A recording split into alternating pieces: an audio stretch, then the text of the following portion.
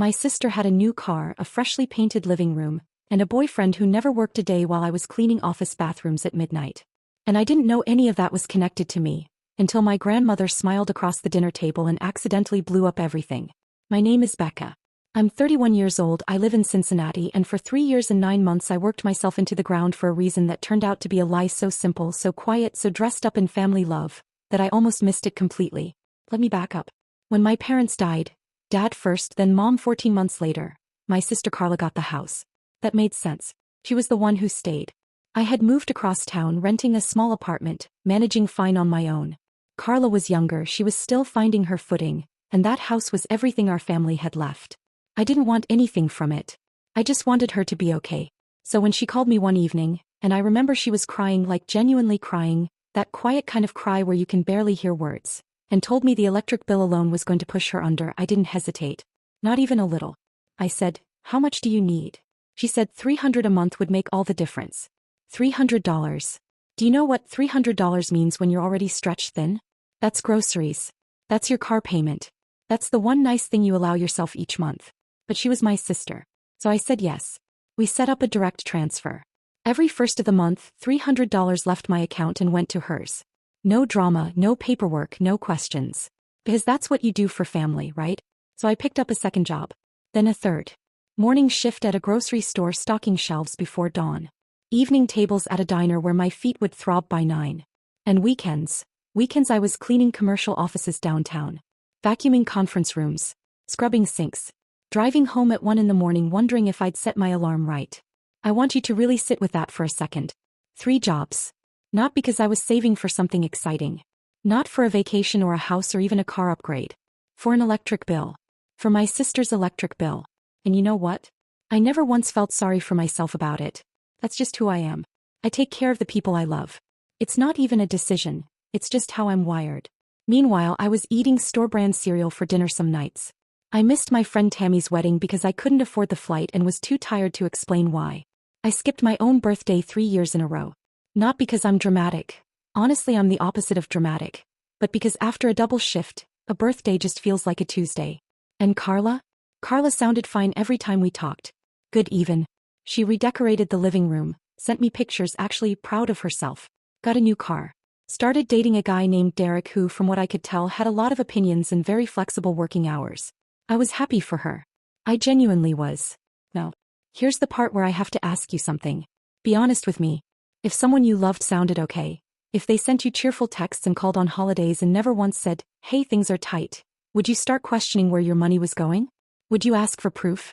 Or would you trust them because trusting people you love is just what you do? Yeah, me too. So I trusted her. For 3 years and 9 months, I trusted her. And then my grandmother Ruth called me on a Wednesday afternoon, completely out of nowhere, and said, very casual, very warm, "Becca, honey, are you doing all right financially?" I said, "Yes, I'm managing."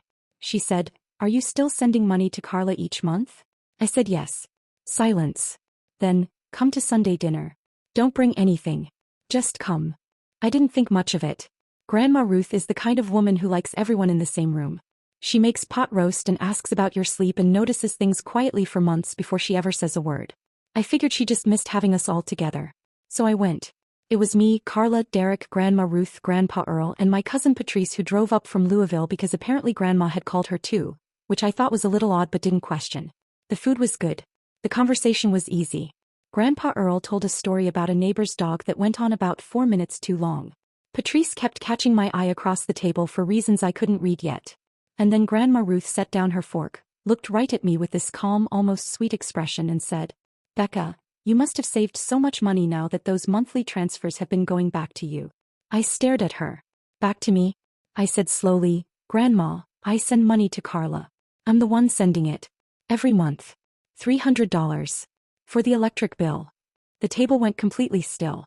Grandma Ruth didn't flinch. She just turned her head, slowly, deliberately, and looked at Carla. Carla put her fork down. Didn't look up. Stopped. Derek picked up his glass and took a very long sip of water. And Grandpa Earl, quiet, slow-moving, never raises his voice, Grandpa Earl, folded his hands on the table and said very calmly, "I'd like to see the bank statements." Now I want you to imagine what's running through my head right now. 3 years. 36 transfers. I'm doing math in real time at a dinner table while my grandmother watches my sister like she already knows the answer to every question about to be asked. And trust me, what came out over the next 20 minutes? I'll tell you everything. Very soon. Because this is where it stops being a sad story and starts becoming something else entirely. I want to tell you what happened in that room, but first, do you know what it feels like when your brain just refuses to catch up with what your ears are hearing? That's where I was. Sitting at my grandmother's dinner table holding a fork I'd completely forgotten about, watching Grandpa Earl ask for bank statements like he was requesting the salt shaker. Calm, quiet, absolutely certain. Carla still hadn't looked up. I said, and I remember my voice came out weirdly flat. Grandma, what did you mean? What transfers back to me? Grandma Ruth reached into the pocket of her cardigan, and she pulled out a folded piece of paper. She smoothed it on the table with both hands, the way she smooths pie crust, deliberate, unhurried, and slid it toward me. It was a bank statement. Not mine. It was Carla's. And Grandma Ruth said very quietly, your grandfather and I have been helping Carla with the electric bill for the past 2 years, Becca. Every month. $300 from us. Because she told us you had stopped sending money and she was struggling. I just stared at that paper. $300 from me. $300 from our grandparents.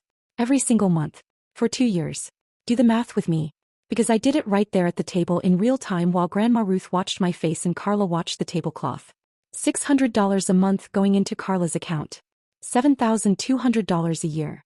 For 2 years of overlap alone, that's over $14,000. And before that I'd been sending money for almost 2 years on my own. I looked at Carla. I said her name. Just her name. Carla. She finally looked up. And I want to tell you what I expected to see. I expected guilt. I expected that crumpling, sorry face people make when they've been caught doing something wrong. What I saw instead was something much harder to describe. It wasn't guilt exactly. It was more like exhaustion. Like someone who's been holding a heavy thing for a long time and is almost relieved it's been put down. But not enough relief to actually say anything. Derek pushed his chair back slightly. Just an inch. Just enough distance to communicate. This is not my problem. Smart man. Wrong room. Grandpa Earl said, still calm. Carla, the electric company for this address. I called them on Thursday. The account has had a zero balance for the past 14 months. Autopay. Set up in your name. Zero balance. I said, the bill was paid off 14 months ago? Grandpa nodded. And you kept taking money from both of us after that.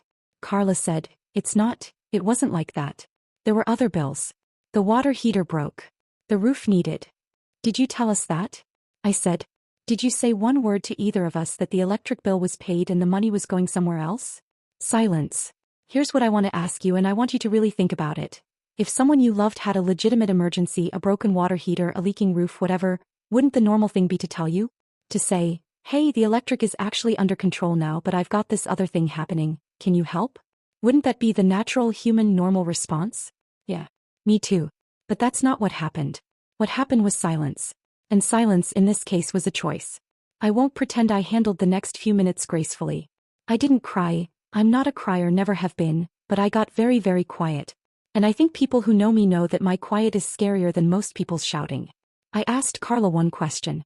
Just one. How long have you known the electric bill was covered? She didn't answer immediately.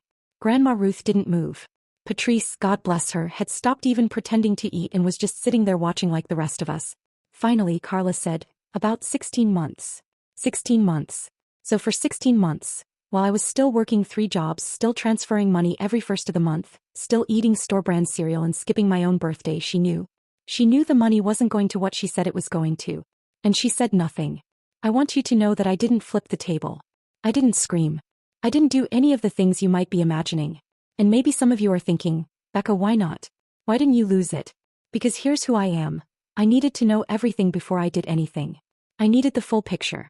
And I had a feeling, sitting there watching Grandpa Earl's hands folded on the table, watching Grandma Ruth's face, that I didn't have it yet. I said, I want to see my own statements. All of them. From the beginning. Grandpa Earl nodded like that was exactly the right answer. And that's when Patrice leaned forward and said very carefully, Becca, there's something else. Something we found out before tonight that you need to know. I looked at her. She glanced at Grandma Ruth, who gave the smallest nod. And Patrice said, Derek knew. I turned and looked at Derek. Derek, who had pushed his chair back an inch. Derek, who had been very busy with his water glass. Derek, who now looked like a man who deeply regretted accepting a dinner invitation. He knew, Patrice said. because Carla told him when they started dating. He saw the transfers coming in. And he never said anything to you either. I want you to tell me something in the comments, and I mean this genuinely. What would you have done at this point? Because what I did next I'm not entirely proud of. But I'm not entirely ashamed of it either. I picked up my phone. I opened my banking app. Right there at the table. And I canceled the recurring transfer. 3 years, 9 months, and 17 days of automatic trust. Gone in 4 taps. Carla watched me do it. She didn't say a word. And then I stood up. I thanked Grandma Ruth for dinner because she made that pot roast and she deserved to be thanked. I hugged Grandpa Earl. I squeezed Patrice's shoulder. And I walked out. Now, I know what some of you are thinking. That's it? He just left? No screaming, no throwing anything, no dramatic speech? Well, because I wasn't done. Not even close. What I did over the next 3 weeks. The calls I made, the paperwork I pulled, the one letter I sent that apparently made Carla cry for 2 hours straight. I'll tell you all of it. Very soon. Because leaving that dinner was just the beginning. 3 weeks after that dinner, I was sitting at my kitchen table at 11 at night with a cold cup of coffee and a spreadsheet that had taken me 4 days to build. Every transfer. Every date. Every single amount. You want to know what the total was? After nearly 4 years of my $300 a month, plus 14 months where Grandma Ruth and Grandpa Earl were also sending $300, the number at the bottom of that spreadsheet was just under $22,000. I stared at that number for a long time. Thought about the diner. The Saturday office cleanings. The birthdays I skipped. Tammy's wedding I couldn't afford to fly to. Every small thing I said no to because I was being responsible. Because I was helping family. And then I thought about Carla's new car sitting in the driveway of the house I helped keep. I didn't do anything rash. That's not who I am. I waited until I stopped shaking, finished the spreadsheet, and then I made 2 phone calls. First one was to Grandma Ruth. She picked up like she'd been waiting. I walked her through the numbers and she went quiet for a moment. Then she said something I didn't expect. Becca, I owe you an apology too. This worked because none of us were talking to each other. And honestly, he was right. Carla's whole strategy was silence. She counted on the fact that I'd never compare notes with our grandparents. And for 4 years she was right about that. The second call was to Joyce, a family friend who works as a paralegal. Not to sue anyone. I'm not built for that kind of fight. Just to understand what I was actually dealing with. Joyce told me what I already suspected. Voluntary family transfers are complicated territory. Hard to recover legally. But then she said, that doesn't mean she just gets to walk away without it being named. So that's what I did. I named it. I printed my spreadsheet. I mailed it to Carla in an envelope with 1 sentence at the bottom. I think you should know exactly what the past 4 years looked like from my side. No insults. No demands. Just numbers and 1 quiet sentence. Patrice told me Carla cried most of that afternoon. And I'll be honest, I felt complicated about that. Part of me thought good. Part of me felt nothing. And a small embarrassing part of me felt sad because she's still the kid who used to follow me around asking me to braid her hair. People are never just one thing. That's the hardest part. About a month later, Carla called. I almost didn't answer. I watched it ring 3 times before I picked up. She didn't make excuses. I had braced myself for a wall of justifications and instead she just said, I don't expect forgiveness. I just need you to know that I know what I did. I said, okay. 4 minutes. That was the whole call. Derek is gone now. 6 weeks after that dinner. I won't pretend I cried over that either. As for me, I quit the diner. First thing I did after canceling that transfer. Handed in my notice the very next day. I still worked 2 jobs, but I gave myself back my Saturday mornings. The first free one I had, I made eggs, watched something stupid on TV, and just sat in my own apartment doing absolutely nothing. Sounds like nothing. Felt like everything. Grandma Ruth and I talk all the time now. That's the one genuinely good thing that came from all of this. We stopped quietly worrying about the same person from opposite sides of town and actually started talking to each other. She's sharp and funny and a little wicked when she wants to be. I feel like I'm only just meeting her properly now, which breaks my heart a little and makes me grateful at the same time. Am I fully over it? Well, probably won't ever be completely. But I'm not carrying it around every day either. I put it down somewhere, I walk past it sometimes and I keep moving. Carl and I are talking. Slowly. Carefully. Like 2 people trying to remember a language they used to speak fluently. Maybe that grows into something real again. Maybe this careful distance is just who we are now. I don't know yet. What I do know is this. I worked 3 jobs because I loved someone and I believed her. I'm not ashamed of that. That's just who I am. What I won't do is make it that easy again. If any part of this hit close to home, drop it in the comments, even just a word. And if you've been through something like this and came out the other side, I really want to hear how. Like this, if it meant something to you, and if something didn't sit right, tell me that too. Honest is always better than kind. Thank you for being here.